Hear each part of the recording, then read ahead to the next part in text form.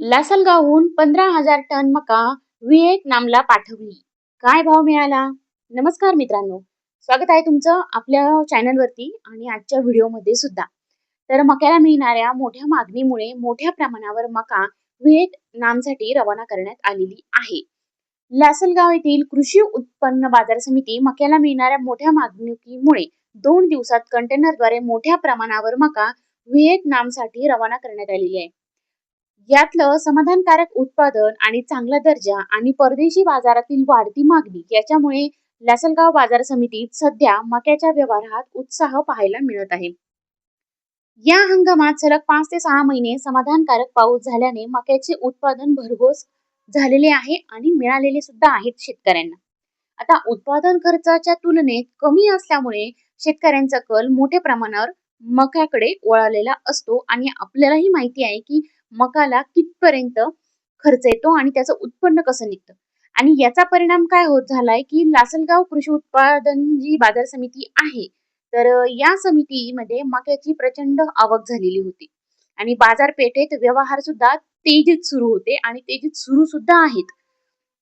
आता याची आवक वाढूनही दर समाधानकारक राहिलेले आहे. त्यामुळे हंगामात मक्याला किमान 1,700 रुपये तर कमाल 1,951 रुपये प्रति क्विंटल दर मिळालेला आहे. भारतासह बांगलादेश, श्रीलंका, म्यानमार, नेपाळ, व्हिएतनाम या देशांकडून भारतीय मक्याला मोठ्या प्रमाणात मागणी आहे आणि मिळालेली सुद्धा आहे. आता स्थानिक व्यापाऱ्यांच्या माध्यमातून केवळ व्हिएतनामसाठी यावर्षी सुमारे 15,000 टन मका जहाजाद्वारे पाठवण्यात आलेली आहे. आता लासलगाव इथून कंटेनरद्वारे मका मुंबईला नेली जाते आणि तिथून जहाजाने व्हिएतनामकडे त्याची निर्यात केली जाते. आता व्यापाऱ्यांच्या मते देशांतर्गत मक्याचा दर्जा उत्तम असल्याने परदेशी बाजारपेठेत भारतीय मक्याची मागणी सातत्याने वाढत आहे. आधार देणारे पीक सोयाबीनच्या तुलनेत मक्याच्या लागवडीचा खर्च सुमारे 25 ते 30% कमी येतो. शिवाय मक्याची काढणी झाल्यानंतर शेतात रब्बी हंगामात कांद्याची लागवड सुद्धा आपल्याला करता येते आणि करता येत असल्यामुळे शेतकरी सुद्धा याचा दुहेरी फायदा शेतकऱ्यांना मिळतो.